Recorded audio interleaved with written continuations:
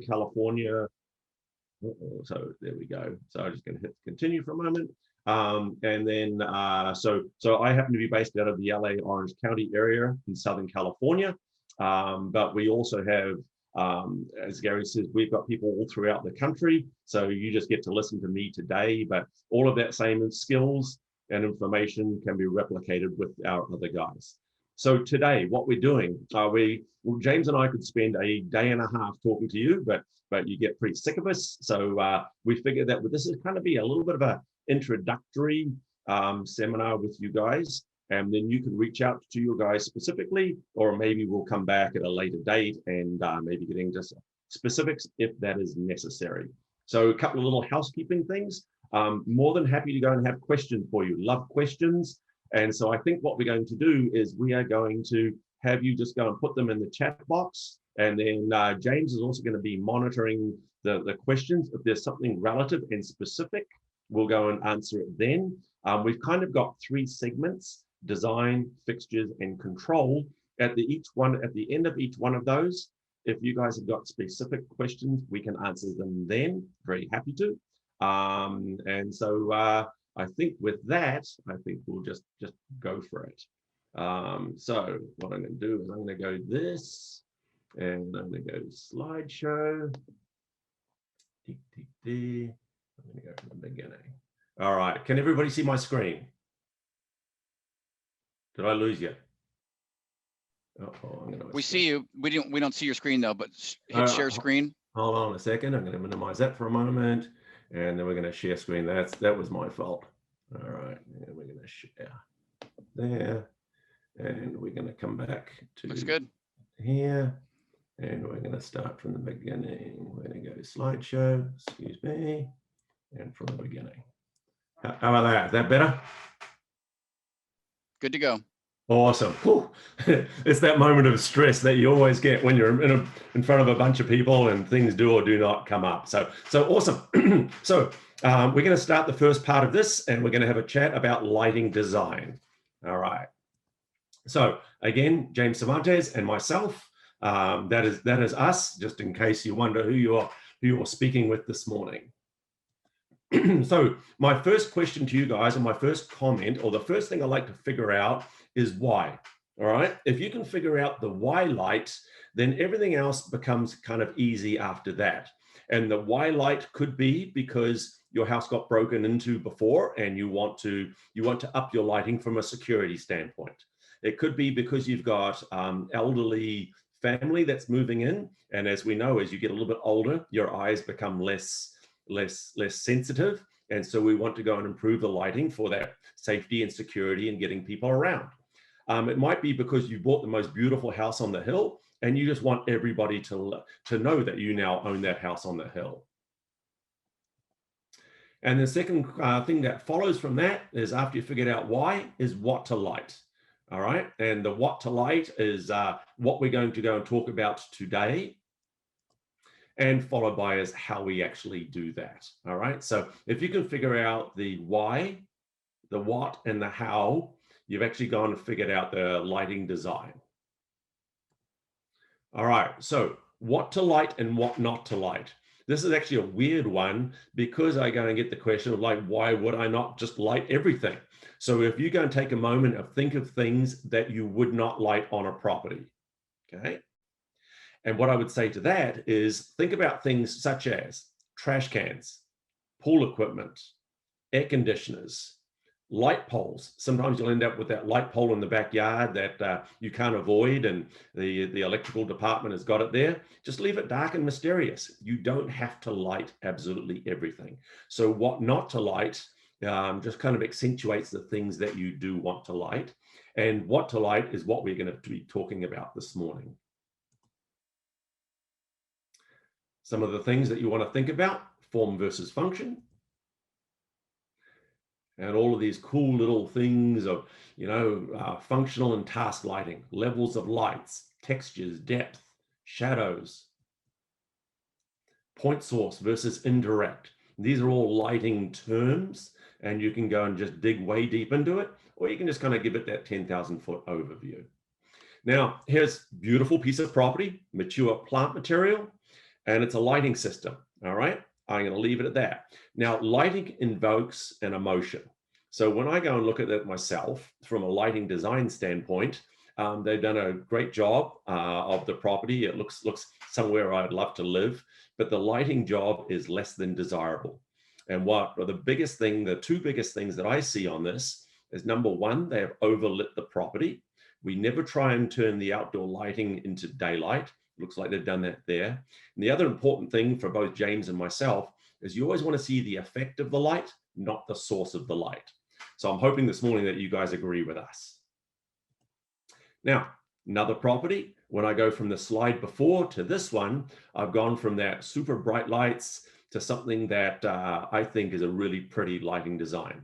What we've done is we've lit the architecture. We've made it easy when you pull up in front of the house, where you can get from the street to the front of the house. You know where that is. You can get there safely and securely. We've lit the kind of the outer edges of the property, so nobody can be hanging out in the shadows. And to me, that this is just a much more elegant, much more rich lighting design. And you've actually probably done it, and it's probably less expensive than the slide before. And I can tell you for sure that the power consumption is going to be a lot less. So the first thing we need to talk about is just levels of light. So there's soft, medium, and bright lights. Pretty easy when you think about it. And then, but how do we use those levels of light to kind of paint that picture of your lighting design? First one we talk about is the soft light, and that's the low levels of light when you're installing. Those can be path lights, down lights, wall washes, task lighting, safety.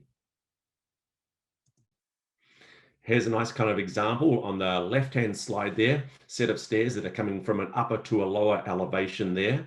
And you just don't see a lot of light on it, but I could go and transition from the top of the stairs to the bottom of the stairs pretty easily, pretty safely, okay, without an issue, because as a lighting designer, our first responsibility is always the safety on the property. So when I walk in and do a lighting design of whatever that might be, I always look at the stairs. I always look at the changes of elevation. Is there a cliff that goes off the back of the property where I don't want people to go? And I just go and make that more comfortable with using light. You can see on the slide to the right that there's a beautiful picture of downtown, wherever it is. And we just put low light along the railings there. And so again, we made it safe and secure. You could walk out there with a glass of wine to the edge. You wouldn't feel that you're going to tip off the edge. And it's just a nice, easy, comfortable way of lighting a perimeter. Using accent or pathway lights, you can go and see that we did the follow the yellow brick road theory. We would be able to transition down that DG path. We actually put the lights inside the foliage a little bit. And so that just goes and helps to go and guide you from point A to point B. We've lit up the kind of the annual color, the flowers there, but we haven't put a tremendous amount of light on there, and it just guides you down there. And again, it's a low level of light, but it's very, very comfortable. And then task and function. And the top left, you can see that step where you're stepping up into the patio. We want to take care of that. We want to be able to sit at the counter and have a conversation. The lower left, we want to make sure if we cook with fire that we're not burning our steaks or kebabs or whatever we've got there. So task lights there. The fire pit in the bottom middle, people go and say, well, hang on, we've already got light in there. Well, the fire pit is not always on. So what we've done is we've made it easy and comfortable to go and find a seating area around the fire pit. Doesn't necessarily always need to be lit. And then obviously the two on the right are just areas that you would like to sit, visit, enjoy a glass of wine, whatever you're doing. So that was level 1 of light, kind of a soft light. And then we kind of bring our upper lighting up a little bit, and we use it for transition and to create bridges between focal points, all nice little designer speak. But just go and think about when I go from an area to another area, I want to get there. I want to get there comfortably. I want you and your partner to be able to look deep into each other's eyes. I want you to go and sit there and not have a fear of falling or tripping, or I want to be able to get there and make that space, that environment. I want to make it very, very comfortable. We can call it focal bridging. And again, these are some of our technical speak. but difficult to see in these slides, but where the picture was taken is kind of a focal point. It's where the entrance to the property, and you can see way off in the background there's actually a swimming pool in the back, but we need to go and get people from point A to point B. There's an elevation change. It goes down towards a bridge and a creek that goes across, comes back up the other side. But again, we need to go and get people there safely and securely. And it's a beautiful landscape, so we want to take care of some of that stuff. So those are both pictures of the same property, and we've used pathway lights and some kind of wash lights to go and guide people through that space. And level 3, this is the one that we go and find most common with people, especially when they start out, are the bright lights. Everybody comes in and they go and find the things that are the highest lumen output or the brightest lights. And those are trees, statuaries, architectural features, fountains, all of those things that people pay good money for. And you're like, hey, I definitely want to like this, and this. And we actually go and find the biggest problem when people start out is they actually tend to overlight the property. And so again, remember back to my very, very first slide, we don't want to turn night into day. We want to make it elegant. We want to make it rich. We want to make it romantic. We want to be understated. So we still want to go and have those brighter lights, but we don't want to turn it into daylight. And again, so in this, we've got the foreground, we've got that transitional lighting. We want people to be able to stroll down the path and get to that area where they can sit and visit and eat or drink or just have a conversation there very comfortably. Okay, so lighting techniques and color temperature, fixture placement. The biggest question, how many lights do I put on a tree?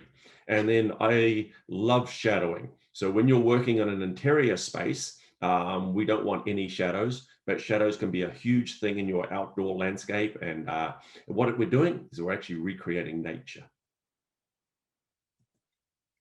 So if we're doing just downlighting only, we can do the back of the tree, the side of the tree. So in the back, we put one fixture behind it. We'll talk about that shortly. Side lights, front of the lights. So think about your fixture placement. Figure out if you're just going to do up lights only or down lights or a combination of the two. So when I'm going to do back lights, okay, low level. Side lights, medium level. And the front, focal point or just a higher lumen output. Okay, so think about where you're going to place your fixtures and don't be afraid to go and downlight. Remember, downlight, we're recreating sunlight or moonlight, and it's one of the prettiest ways of lighting that I've seen. And here's an example of up and down light.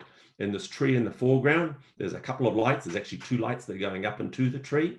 And I want to say that there's 2 or 3 lights coming down, and it's kind of lighting that pathway. So I could transition from the left all the way around to the right very easily and very, very comfortably. So it's probably the most difficult thing to do is downlighting. You've got to get up on ladders. You've got to affix lights to trees. You've got wire coming out of the trees, but it's a really, really it's a very elegant way of lighting. Okay, so again, same thing, downlighting only. There are places that have dark skies ordinances where they simply won't allow you to uplight. So we can do exactly the same thing by backlighting, side lighting, front lighting. Again, low level, medium level, and higher levels of light. So just kind of keep them in the back of your mind of when you're going through and doing your lighting design and your fixture placement of what you're trying to create. What is your end game? And then it's that classic question that I always get, how many lights do I put on each tree? Now, I worked with a lighting designer, and she actually put 21 lights in and around a tree. I've never been able to do that. I'm not sure I'd ever want to do that, but could you? Absolutely. And it depends on the size of the tree, depends on your clients. Most of my clients would sit there and look at me like my head had fallen off if I wanted to place 21 lights in a tree. But we can do something fairly simple. Small tree might just require 1 light. Medium size, a couple. Large trees, we can do 3. Just remember, these are being placed maybe in an uplight position. But if I wanted to do down lights, I could double the number. In that medium tree, I could have 2 up, 2 down. Large tree, I might have 3 up, 3 down. Okay, so this is, can I give you an idea of just how many lights per tree. And then again, downlighting. So downlighting to me is one of the most elegant, one of the most underutilized things, but knowing that it's probably the most difficult thing to do. But if you see this example here, we actually went up into the tree, we put a downlight on there, and we actually realized that we were under the branching. So we had them go back and raise the fixture up. And so now what's happened is we're creating those shadows from the leaves in the tree. And to me, that's a really elegant piece of lighting. So you might have to go higher. And so what I want you to do, if possible, is always make sure you go down through the leaves, or instead of being underneath the leaf canopy. And so what we've done is we've taken care of the safety side. Those stairs are very well lit. And then, that would be a perfect place to go and hang out by that fire pit. It'd be really quite nice. The other thing that we've done on here, we've played a little bit with the color temperature. So color temperature measured in Kelvin, and the downlights, we did a slight moon blue hue to the lights. So we actually put a blue hue lens on it, and we created that blue going in there. Why? Because moonlight is kind of a very cold light, but it looks very natural. Now on the side of that cedar building there, we've used like a 2700 degree Kelvin kind of warm light to go and pick up the wood on that. So don't be afraid to go and try slightly different color temperatures in there. James will go and touch on that a little bit more later on there, but slight hue changes can actually help to go and highlight or make the whole job even a little bit more interesting. Again, coming down here, we're mimicking nature. Beautiful little shot here. We've got steps coming up there. Now, that's super dark materials that they've used for the pavers. So those pavers there, remember, dark colors absorb light. Light colors reflect.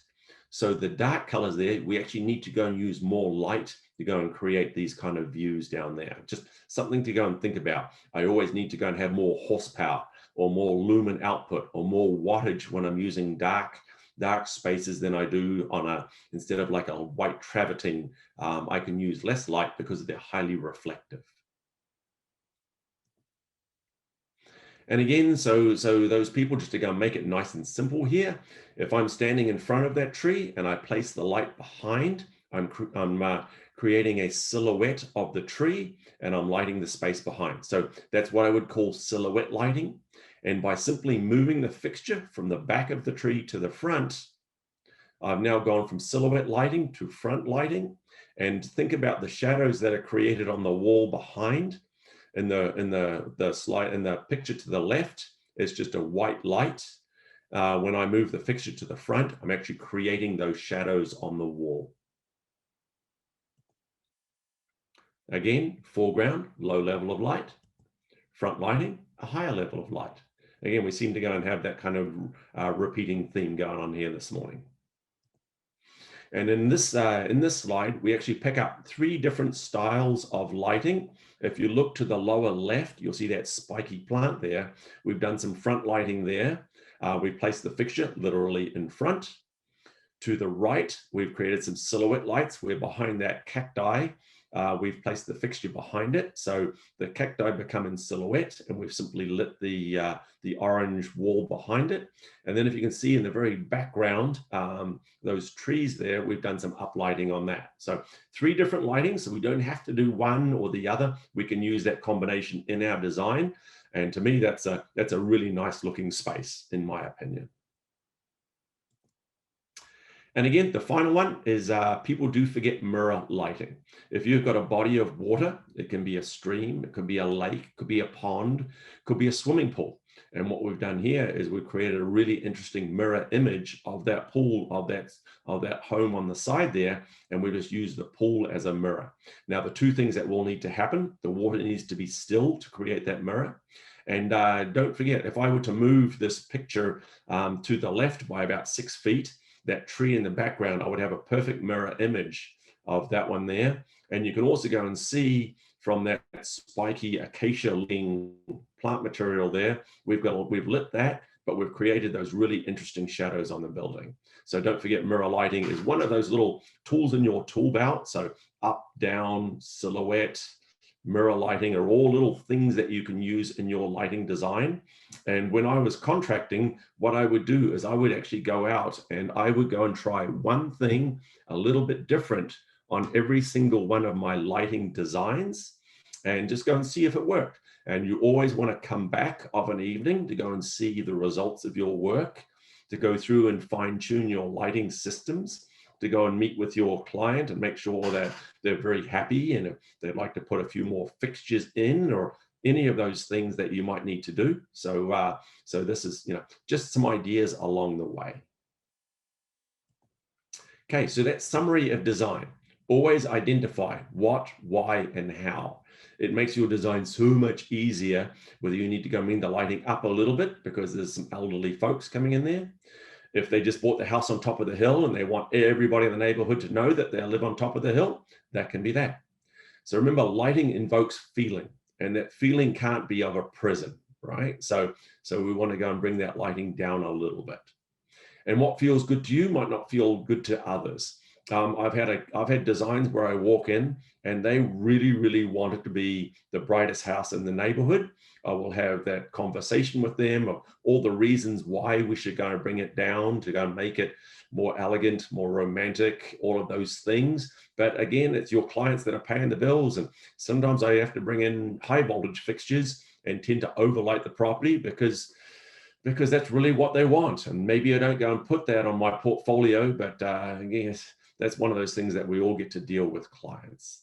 The big thing, way back to that very, very first slide, I want you to see the effect of the light, not the source. When I see the source of the light, it actually constricts your eyes. It creates that, back to that feeling of uncomfortableness. Your eyes constrict. It's just not a good lighting way of designing. So we always try and see the effect.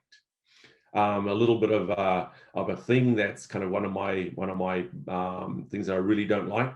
Try not to put above ground lights, typically pathway lights, in the grass. What happens is the gardeners come by and they hit it the first time, gets knocked over. They hit it back the second time, it gets knocked over the other way. Third time, they might even run over it with the lawnmower, and then they're calling you or they're calling me saying that the fixture's no good because they've hit it with their lawnmower. So if you can, if you're putting lights in the turf, try and make them subterranean lights or well lights. I'll talk about that shortly, but try not to put them in the grass if possible. And then again, utilize the levels of light to paint your picture. Not every light has to be a bright light. You can go and have those levels of light. And again, for some of you guys that are just starting out, just keep it in the back of your mind. And the more you do it, as I said, try something a little bit different every time. And then you'll be able to design, your designs will get better with time. I will go and tell you that there is a bunch of crappy outdoor lights that I go and see in my neighborhood, and I'm sure it's the same for you. And it's really not difficult if you follow these kind of rules to go and do a better lighting design than what's out there currently. And then with a little bit of time, you can become that lighting expert. And then again, we're going to talk about matching natural hues in the landscape. James is going to touch on that a little bit as well. All right, so a little bit of product. So we figured out the design. We want to go and put some lights in the ground. And these are the typical kind of selections of uplights, path and area, down, in grade, wall, underwater, hardscapes. So we've got a tremendous selection, but what you'll find is you'll actually go and find your ones that you'll become your favorites, all right? And then so it'll narrow down the selection, and that might be, is it a need of being at the beach? It might be a budget. It's how bright do I want it to be? Am I lighting an intimate little courtyard? Am I doing an estate? Some of those things will become quite important to you, but quite often you'll end up with that, top 10, top 20 fixtures that you'll really like, and it'll be your kind of go-to selection of lights. Okay, uplights, most common form of lighting. Everybody says, like, we're going to uplight this, we're going to uplight that, we're going to uplight the other. Wall washing is probably one of the underutilized ones, I would say, in the landscape, but I think it can be really, really nice. And then obviously monument lighting, we just threw that in there.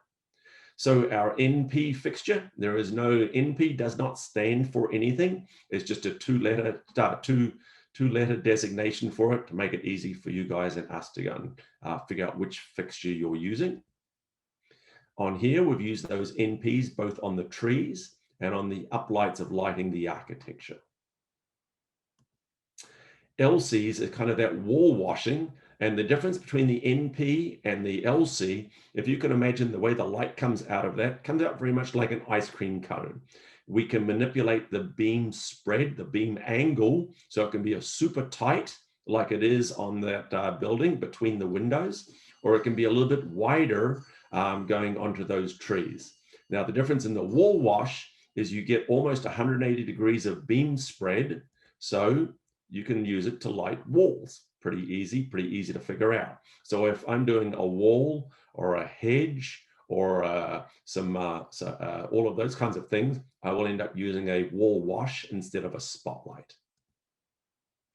Back to my pet peeve of putting lights in the grass. If I need to go and light a tree that happens to be in the grass, I use an in-grade light, and it has become the same light, that same ice cream cone of light. I can manipulate all the beam spreads and the intensities. I simply just go and take that on-grade light and I put it in the ground. And then again, we've got mounted lights that we can go and put on pickets to light the ground space, and we can do hanging fixtures, which we'll talk about in a minute. So pathway lights, classic pathway lights. So as they say, they're there to light the path. I tend to go and put them off to the side a little bit, but we let the light kind of spill into that pathways. Hardscape and architecture lights, we talk a little bit, some ground washing, almost that runway light look. But if I've got hardscapes and I'm trying to light that hardscape, I might go and use something that has an in-ground or a downlight. And the downlight we talked about earlier. Pathway lights can be the traditional looking pathway light with the hat and the light that goes out in 360 degrees. We can actually also have it directional, so it just comes into the pathway but does not light the space behind. Or I can have a marker light that does 360 degrees. So different forms of all kinds of different ways of lighting a pathway, but I can use different fixtures to do the same thing. Hardscapes, we showed you that marker light, but if you ever had a pathway or a hardscape that comes up to some gates, and I want to go and use light to be able to steer people to an entrance or to avoid somewhere that's danger. So we actually go and have a drive over rated pathway light, and you simply remove a paver and you slide this in its place. And those can be both white light and or color if needed. And again, that kind of falls into the hardscape lights where we have step lights of different designs and different intensities and different throws of light and different materials. So it usually has to, you have to get in there a little bit earlier, and you have to work with your mason or the people that are doing the hardscapes, because they can be a surface mount or they have to be recessed into some hardscape. So maybe they have to put the boxes in before they actually put the fixture. Maybe you have to come in and help them out with their wiring to bring it into that space. So do go and think about some of those things when you're doing your lighting design. And again, so if I want to go and do that wall there, remember I have to go and put the box in there before I put the fixture, and I have to go and get the wire to that. Same thing here. This happens to be a surface mounted, which makes your life easier, but I still need to get that wire inside the wall and exiting maybe into the softscape behind. And those steps, obviously, those steps have got to be, you've got to think about that before you go and put them in there. We've taken care of the safety with the steps. We've taken care of the aesthetics with that really interesting wall, but we have to get in there early. And then downlights can be hanging. They can be inside a structure. They can be pendants. We can do all of those things. We can put lights out of trees. And then lastly, specialty lights. They could be underwater. They could be lighting a barbecue. They could actually, we've got some recessed kind of that can light look that we can go and use low voltage instead of high voltage if necessary. Okay, so I figured out all my fixtures. Now, how do I call them out? So the easiest way, and what we encourage you to do, is if you jump onto my list, and if you go onto the Hunter website, you will find that from actually the FX Luminaire website. We can go through and you can kind of create these lists. And it's almost a spec builder. So you can see that NP, which is one of our classic uplights. We can say what the lighting control is, and we can say what color. We can put in our quantities. We can write notes. It's going to be the back corner of the courtyard. We can actually, on the top right-hand corner, once you go and call out the kind of light output that you want, it will actually calculate for you your volt amps.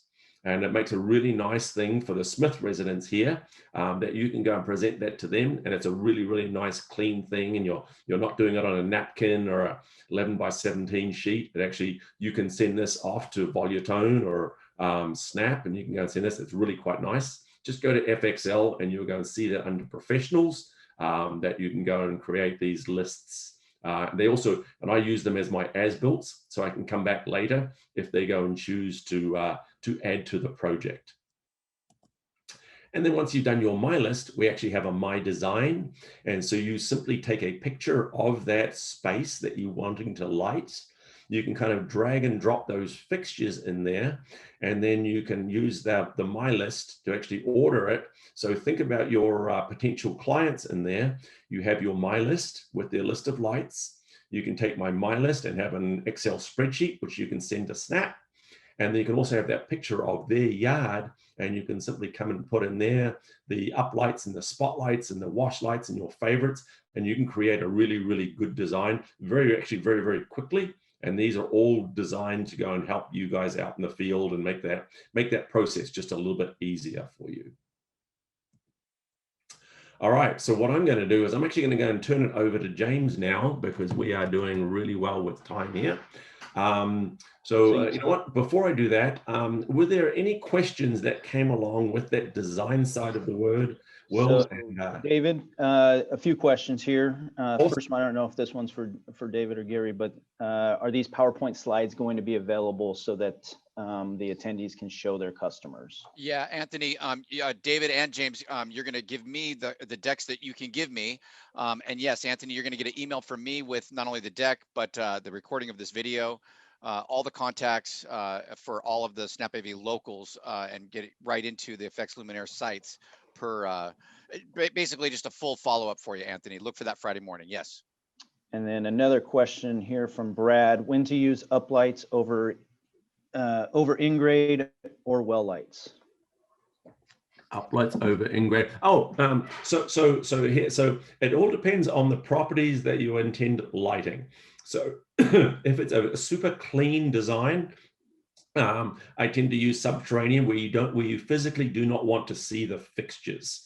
So think about it, if it's that ultra modern home and you look out there and you'll see, maybe you see turf and river rock, and they're just very super clean clean lines.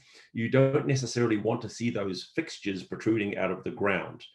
On the flip side of that, I might want to use spotlights that are in planted areas, under trees, things that are, you know, the landscape is a little bit more planted.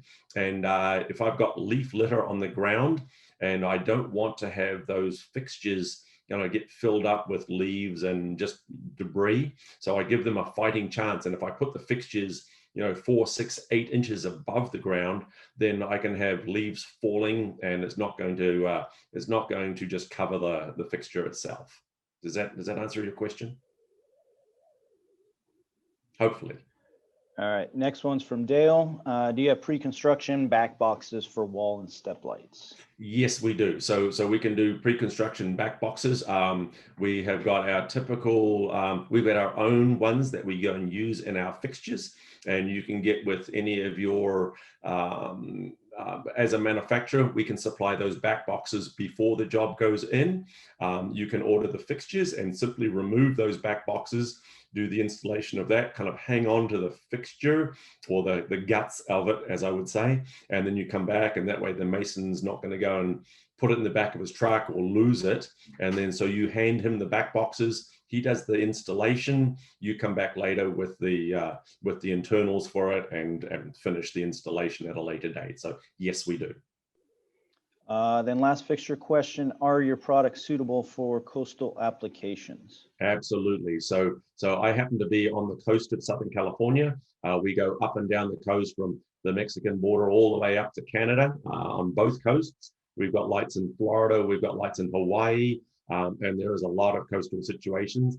It's kind of funny, to get closer to the ocean, the higher end is the residential. We take painstaking amounts of time in our aluminum and our powder coating processes, and we are actually very proud of our processes that do hold up very well in coastal situations. And then if people simply want copper, stainless steel, brass fixtures, we have those as well. So absolutely, yes. Last question is for control, and we'll talk about that towards the end. But yes, there are drivers available for Control 4 integration. All right, awesome. So thank you guys for putting up with me in the first part of this. Well, I'm going to turn it over to James, and he's going to go through kind of the control part of the world. So you tell me when you're ready there, James. I'm ready. So let's go ahead and get started. So thanks, David. Like David mentioned, my name is James, and I'm the product manager for lighting controls. We also have product managers for fixtures, which is a little bit different than a lot of other lighting manufacturers. Typically, you're going to have a product manager that covers all of lighting. But the reason why we kind of split everything up is that our control system is really what makes FX FX. In this particular control system is what we call Luxor. Luxor is very dynamic, and it is what gives you that independent control. You guys do not work in environments where you are simply turning all the lights on and all the lights off inside of the house. You are bringing flexibility, you're bringing some dynamic element to the homeowner in order for them to enjoy the inside automation that they have.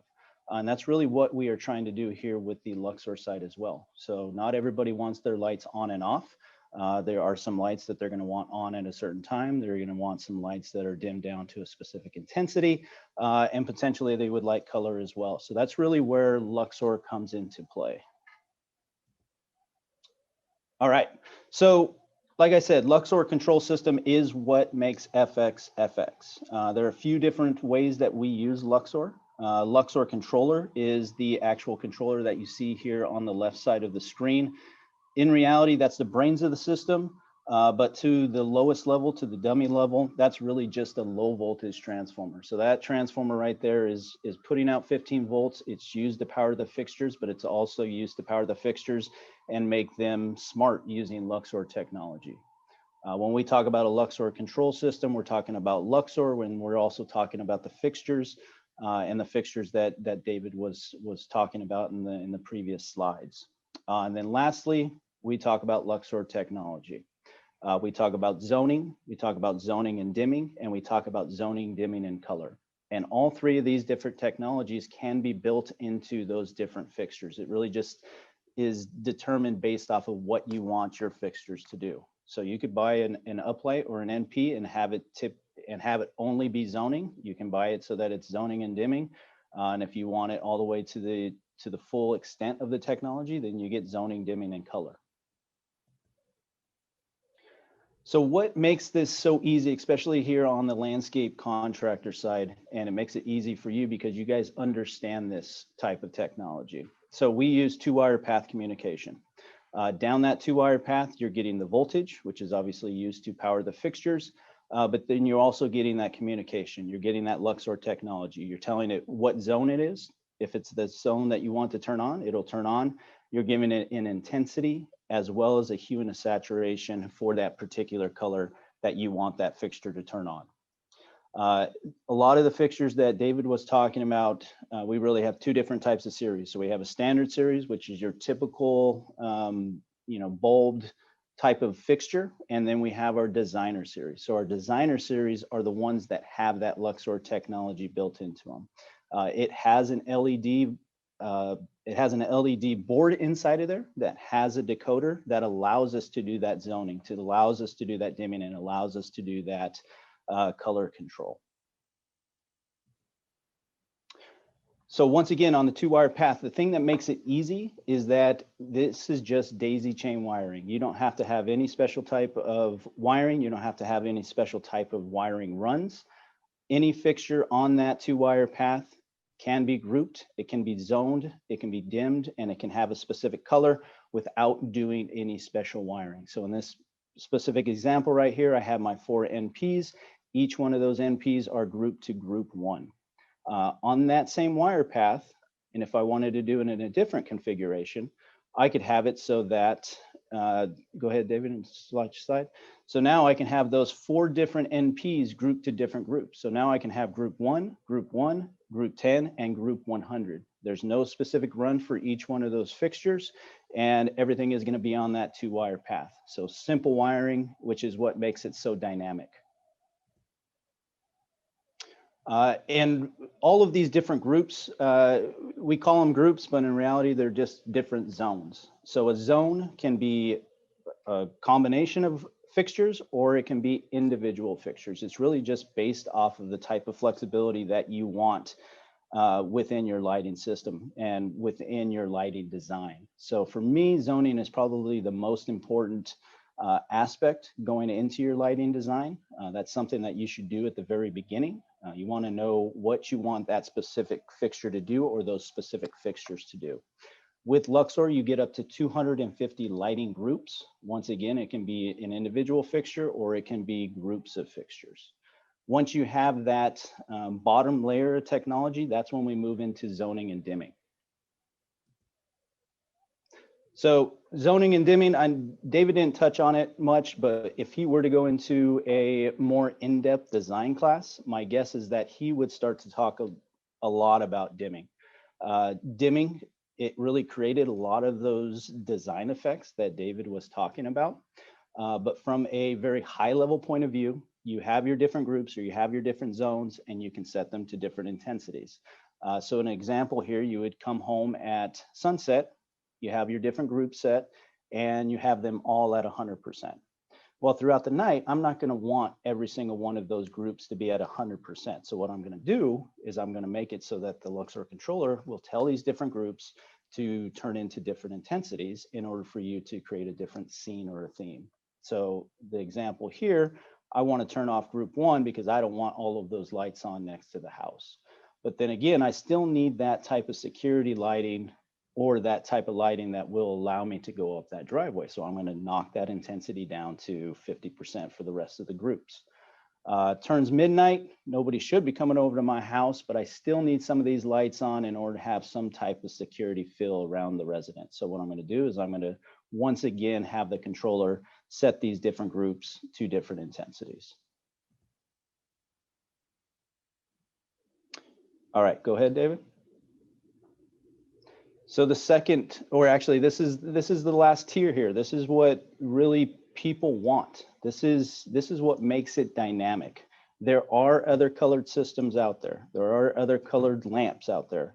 What makes our system different is that we use RGBW technology. So we have that red, the green, the blue, and the white. And that white aspect is what is really powerful for us, because that's what's going to allow us to bring out a more pastel color. It's going to allow us to bring out those natural hues that David was talking about. Yes, we can do the bright reds, we can do the bright blues, we can create a sports color theme, we can do special occasions, holidays, whatever it might be. But the real power here for us and for you guys, in order to separate yourself, in order to use color, is it's going to bring out that landscape. So within Luxor, you're going to be able to create 250 custom colors. They can change, they are dynamic. So you just come in here and set the color that you want. It's set as a color label, and then you can assign those to your different groups.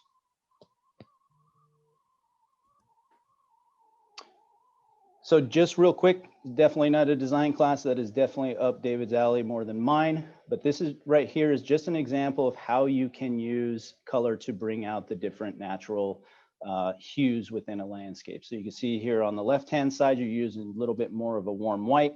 Here in the middle, you're using more of a green or a little bit cooler color in order to bring out the landscape on the palm tree, as well as the tree right there in the middle. And then on the right-hand side, what you're doing here is you're trying to bring out a little bit more of the tree natural colors as opposed to the vegetation on the ground. So what makes ZDC a little bit different than what David was talking about with the moonlighting and the color filters is that the color is built into that LED board, as opposed to the color filters where you can snap them on and you can snap them off in order to create whatever effect that you want in that specific location. So the other layer here are themes. So this is something that you are very familiar with. In your world, you probably talk about them as scenes. For us, we refer to them as themes. So once again, these are just a set of fixtures with a set of intensities and a color associated with it. So those different attributes that you want with this specific theme. Here you have an example of, on the top right, would be a warm white theme. So you have this bringing out the natural hues, a little bit warmer color, but you can also fine tune it. And then down on the bottom is what we call a color match theme. So you're really going to go to those different plant materials. You're going to adjust the colors, and you're going to be able to bring out that landscape. So on the top image here, you're probably going to have all of those groups set as the same color. And down on the bottom, you're going to be able to have that flexibility and change those colors for those specific groups. Go ahead, David. And then lastly, we use event-based programming. Once again, this is probably something that you are familiar with, but to go back to that example that we talked about with the zoning and the dimming, what you'll be able to do is you're going to set that in the controller. You're going to have it set for those different themes. So sunset, you're going to have everything on at 100%. 9 o'clock, you don't need those house lights on. So what you're going to do is you're going to dim everything down. And then lastly, at midnight, you're just going to really keep that security theme set. So you're going to turn off the majority of your groups and then lower the intensity on the fixtures that you want to keep. So in those different images or those different slides are images of our app. So we do have app control, and app control is actually what is used by the majority of the installers, whether it be a contractor, whether it be an AV integrator.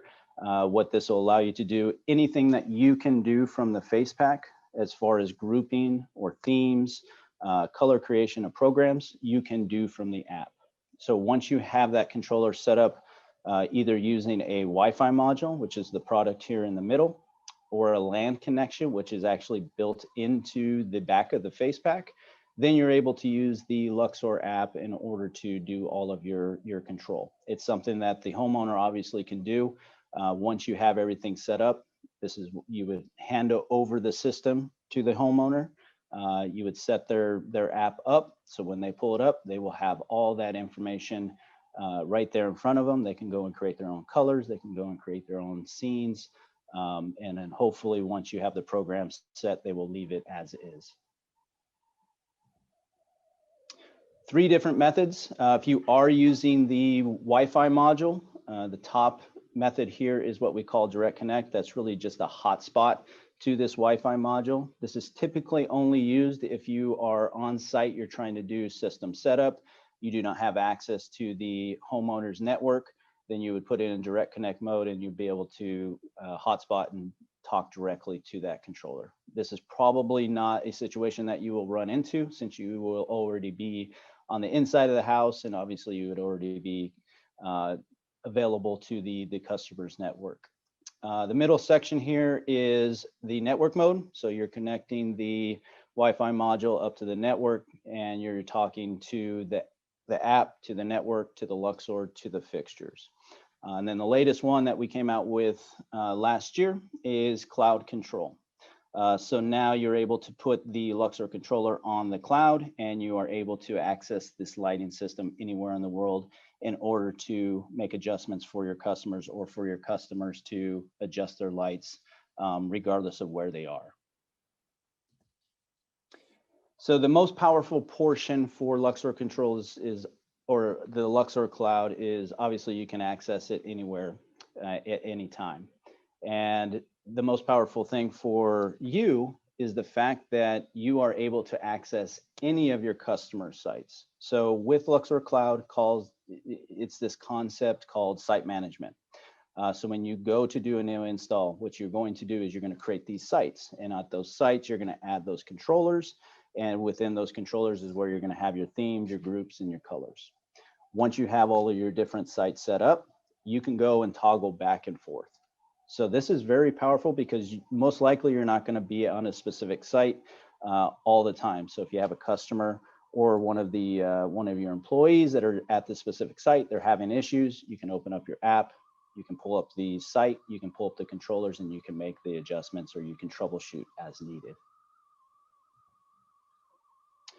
A lot of these sites that you will be doing are probably going to require multiple Luxors. And when you have multiple Luxors, our biggest recommendation is that you use this concept called Luxor Linking. And what Luxor Linking is you have your master Luxor, which is your Luxor here in the middle. And when we refer to a primary or a master Luxor, we're talking about the controller with the face pack. And once you have the face pack, what you will do is, if you want to expand on that system, you will add Luxor satellites, or LSATs. Really what those LSATs are just Luxor controllers without face packs. And it's really just dummy wattage. So here I can expand my system from a 300 watt system to a 600 watt system without adding additional brains to the system in order for that to be set up to the network. So what you do here is you just daisy chain using Cat5 cables. You have the flexibility to have a total of 9 satellites plus a primary Luxor, which ends up being a 10 Luxor system. Or you can go 3,000 feet in either direction. So you have a lot of flexibility. I do hope that you do get a job site where you need 10 Luxors. And if you do need 10 Luxors, then I definitely suggest you use Luxor Linking. The other cool thing with Luxor, we have these Luxor accessories. So one of the Luxor accessories is obviously the Wi-Fi module that allows you to have app control. But the real cool Luxor accessories that we have are called Luxor cubes. Luxor cubes, so we have multiple Luxor cubes here. The 3 different cubes are the Luxor relay cube, the Luxor high voltage cube, and the Luxor low voltage cube. So the Luxor low voltage cube, which is the one all the way to the right-hand side, is the most basic one. So if you have another manufacturer's fixture, or you have a customer that wants a different low voltage fixture, but the rest of the property is being controlled by Luxor, you can integrate that into the system by using this low voltage cube. So it's the same concept here. This cube has a decoder inside of it. You set that to a specific group, and then downstream from that cube, you will just be able to control whatever fixtures you have set on that. So if you have a set of path lights that are from another manufacturer's fixtures or another manufacturer's fixture, then you would be able to turn those lights on and off, or you'd be able to turn those lights on and then dim them down and integrate it into the rest of the Luxor control. The middle one here is the high voltage cube. With that high voltage cube, it allows you to integrate line voltage fixtures into a Luxor system. So now you're controlling 120 volt application using a low voltage transformer. Typically, most popular application are bistro lights. A lot of times you will also get some carriage lights included in that as well. And then the last one that gives you the most flexibility, especially in outdoor living spaces, is the relay cube. So the relay cube is simply just turning something on and off. Popular applications here, you have the fire pit, you have water features, you have ceiling fans, just anything that you can think of that is in the outdoor living space. Most likely you can use this relay cube to integrate it into the rest of the control system. And at the very end, you have the integration with the different control systems. So when we talk specifically about Control 4, we use SDDP in order to discover the controllers. And as far as functionality, which goes across the board with all of these different control systems, really what you're able to do is you're able to activate groups. You can put those into the bigger overall scenes that you have set up for the homeowner. And you're also able to activate themes. So the most important thing to remember here is that you have to create the groups, you have to create the scenes, you have to create the colors within Luxor, and then you just use these other control systems to talk back to Luxor in order to pull them into these different systems. Specifically about Control 4, we answered this in the beginning, but yes, there are drivers that are associated with Control 4 in order to talk to the Luxor system. I believe the drivers are called Luxor ZDC, and you would be able to use that with any Luxor controller. And really, this is more for people that are not familiar with the app layout for Control 4.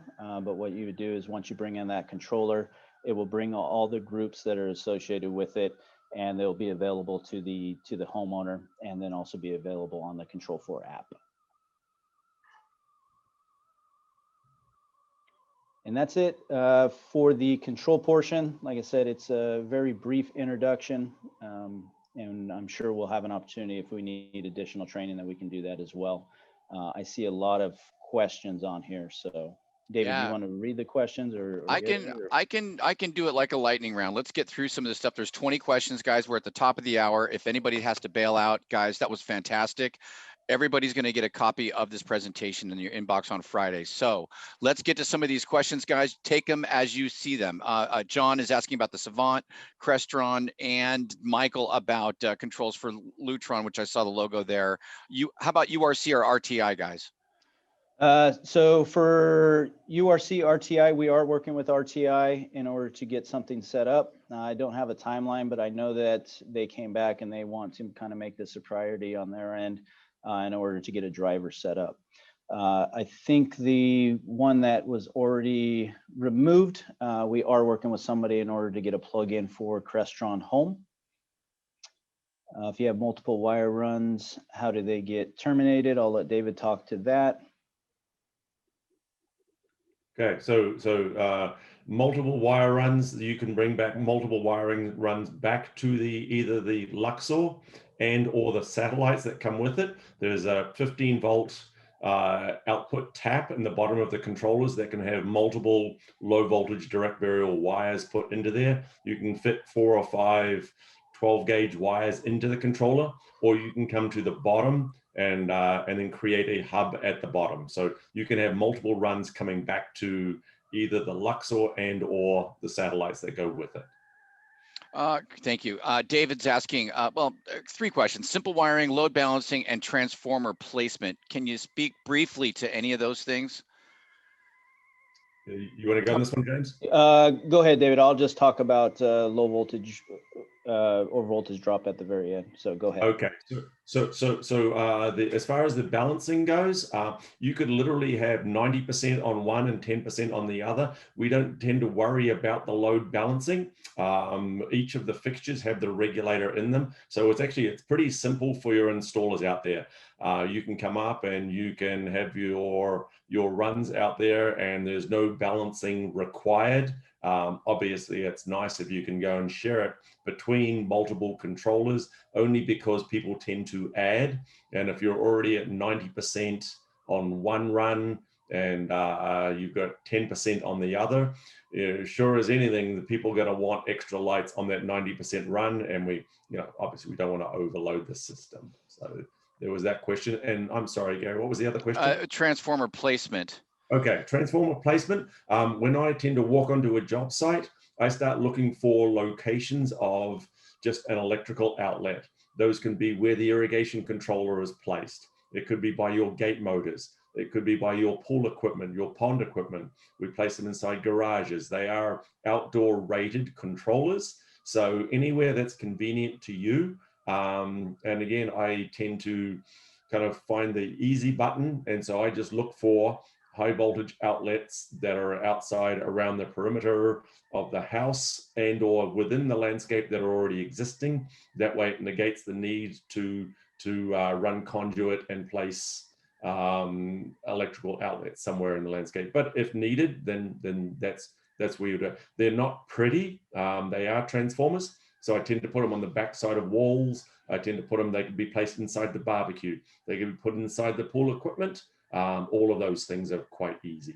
Okay. And then, sorry, one more thing on that. And then the other thing to just keep in mind when it comes to the technology side and voltage, these do have a minimum voltage in order for them to operate properly. So when you are using ZDC fixtures or color fixtures, you want to make sure that you're getting 11 volts to each fixture.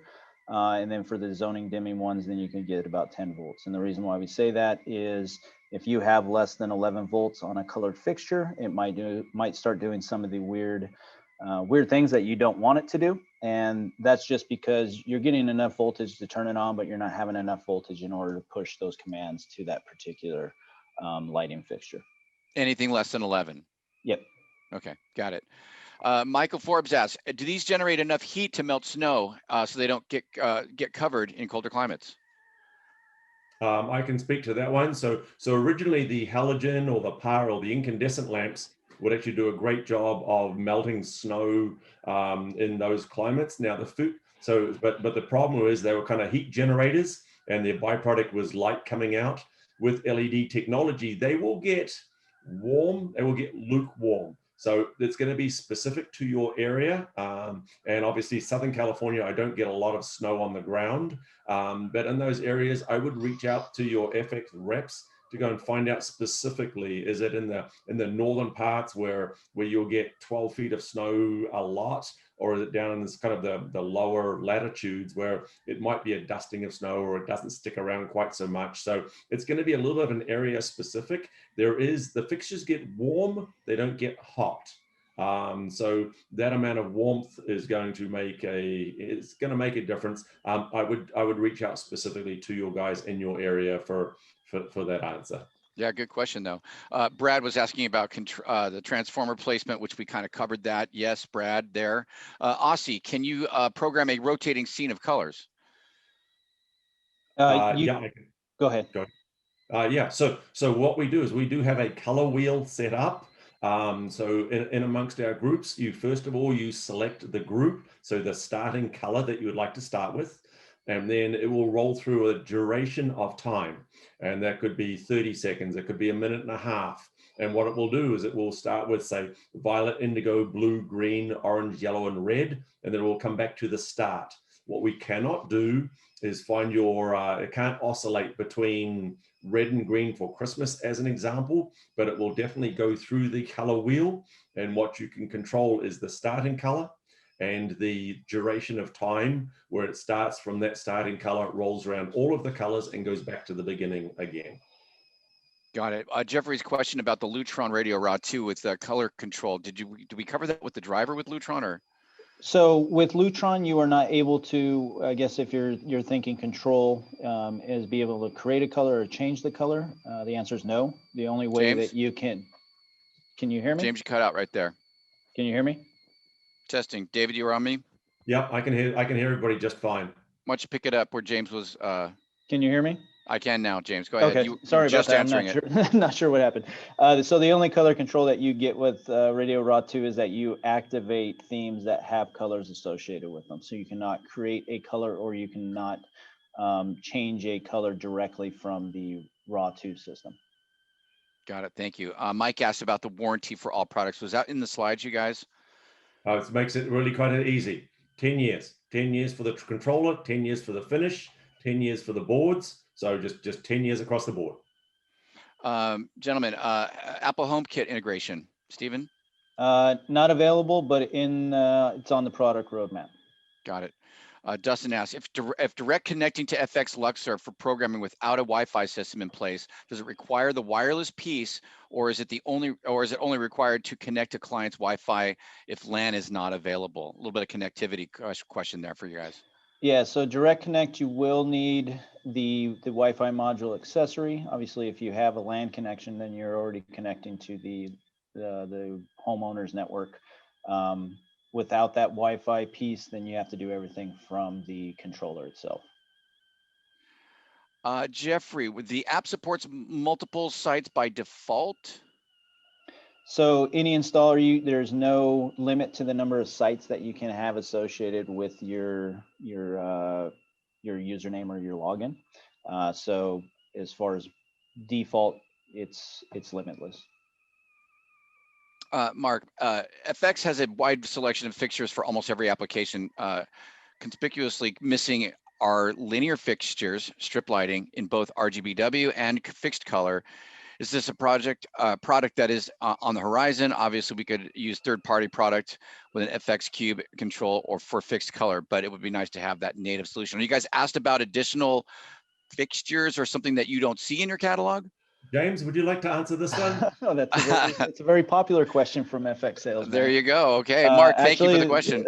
The white strip light will be available this year, hopefully soon. It will be available in warm white, so your 2700 and then 3000K.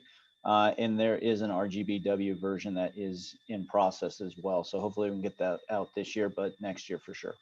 Got it. Dean asked 1 cube per light.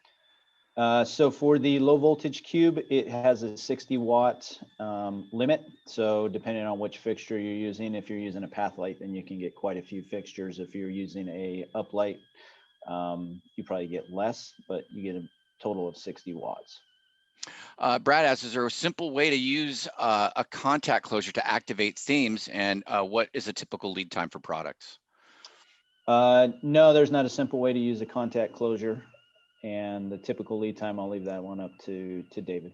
So for our most common stuff, we've got an approximate of 10 business days or 2 weeks. And for the East Coast guys, we do ship out of Southern California. So we're a little bit spoiled here. When I go UPS ground, it's typically next day. If I'm going out to New York or Florida, you've got to add that shipping time into there.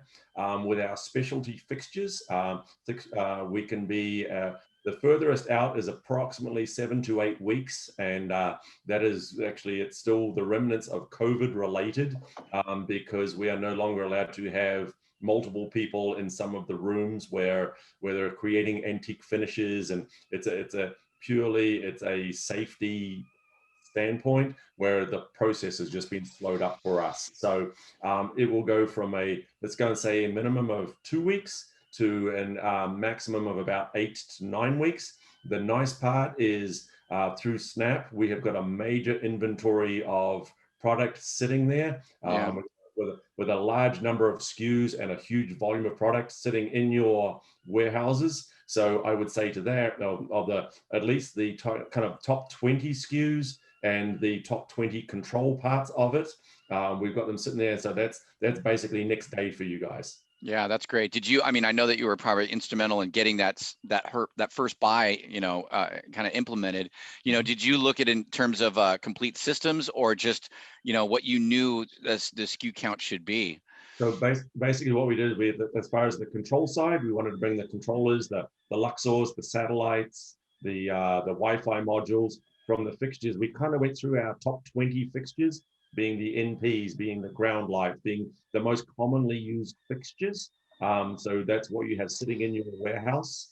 And for all the dealers out there, they're able to go in and order everything, and then we can get them set out. But if it's going to come from the factory, it's that little bit of lead time that comes with it. Cool.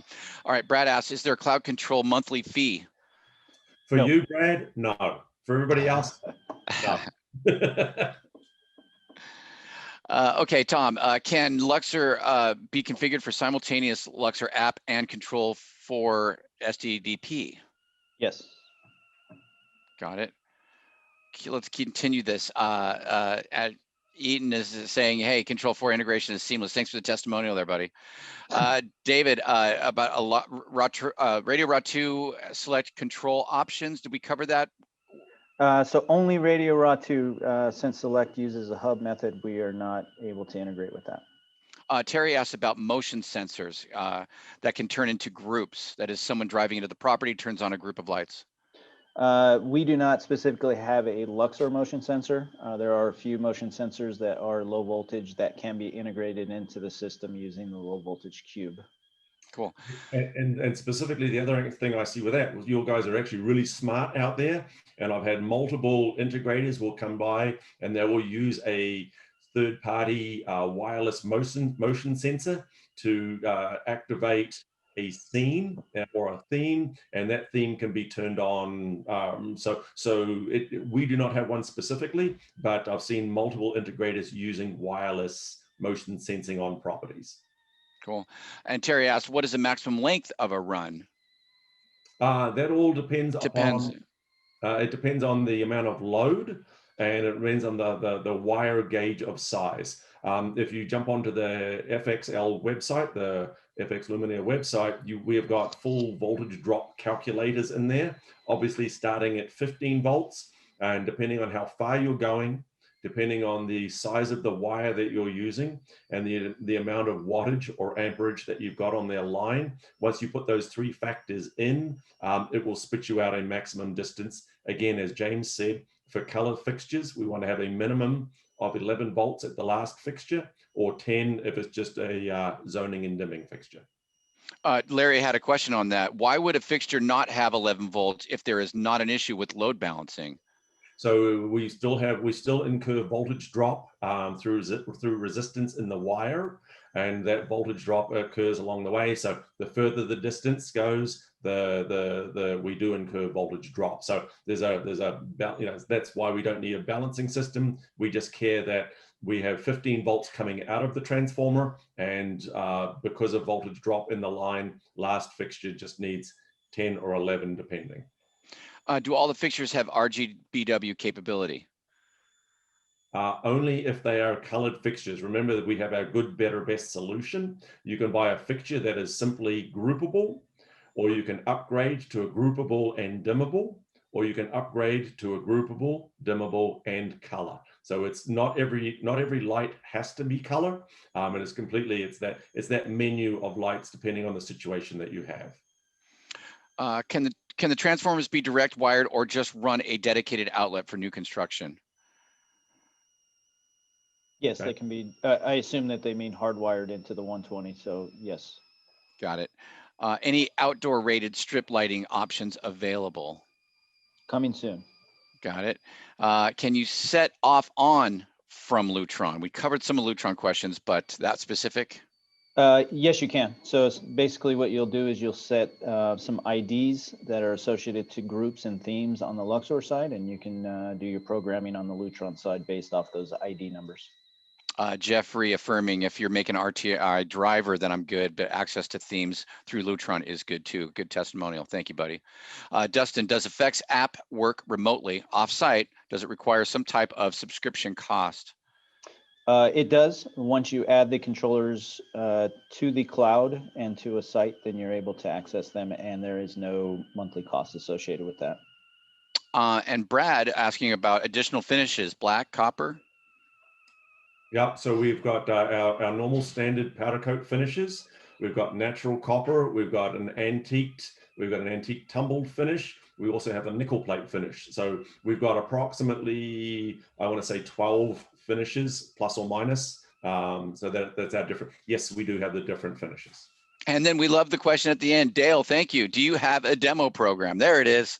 So it's going to be a little bit of case specific to the reps in the area. We are finding out that this lighting stuff is pretty popular. We're there to help you grow your business. So between Snap and us and you, we will work with you, but it's going to be, we don't have endless budgets. So, but we're always happy to help you guys out. Right. Yeah. More importantly, guys, this was such a great day to expose all of us into some of the design questions. I mean, I love the participation there. That's over 40 questions, over 110 dealers today for the AM session. What a great job. FX Luminaire, we're really looking forward to working with you and expanding our offerings as a whole. A great company. David, James, you guys are experts. Thank you so much. If any indication of the support that we're going to look to expect, smooth sailing ahead. But like I said, we have all been trained as well. So, we're learning more as we go through helping you design your jobs and picking and choosing and really setting this stuff up from the back end. So come on into the Snap Pro stores and let's discuss FX Luminaire. Hey guys, since things are opening up, I hope I get you guys on the road. That's all going to be part of, I think it's the second half of the year. James, you and I, man, we're going to throw together some barbecues or something down in San Diego. And invite our dealers down for additional conversation and exposure, right? Nice. Always welcome. Okay. The barbecue or working with the dealers? Everything. Okay, David. Okay, let's follow up a little last word real quick and before we get everybody out of here.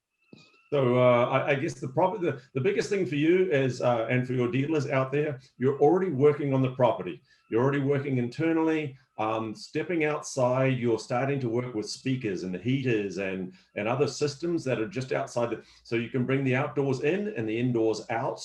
it's an opportunity for you with your clients that you already have to just go and just have a bit more business with them. And so it's love it. And you're creating, you're creating scenes, you're creating events, you're lighting these beautiful landscapes. So take a run at it. You'll have a lot of fun with it. Absolutely. All right, guys, that's a wrap. Love doing our intro type of trainings here. Thank you so much, everybody, for joining our weekly webinar series. This was a good one. Friday morning, expected in your inbox. All the follow-up details, support, all the major things we discussed here will be in the inbox. Thank you so much. Look for that. And guys, grab a lemonade. We're back in 4 hours. David, James, do I have you? Beautiful. Well, maybe. Yep. No, Well, I'll be here. Good enough. Anybody on this call, if you want to come back and rejoin us or pass it to your team, welcome them in open arms. Okay, everybody, thank you so much. I am Gary from the Snap Pro stores, and that is AllNet, MRI, Custom Plus, and Volutone. We will see you next week. Thanks again, everybody. Have a great one. Be safe. Appreciate Awesome. it. Thanks, everybody.